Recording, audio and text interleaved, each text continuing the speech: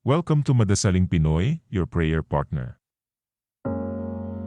Ngayon ay Biyernes ng ika-24 na linggo sa karaniwang panahon.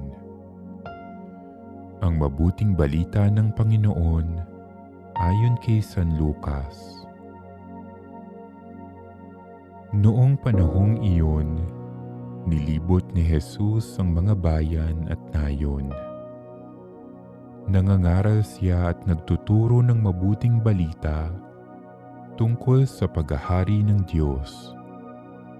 Kasama niya ang 12 at ilang babaeng pinagaling niya sa masasamang espiritu at mga karamdaman.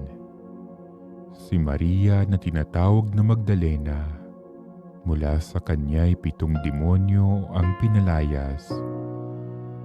Si Juan ang asawa ni Kusa, na katiwala ni Herodes. Si Susana at marami pang iba. Ang ari-arian nila ang itinustos nila sa pangangailangan ni Jesus at ng kanyang mga alagad.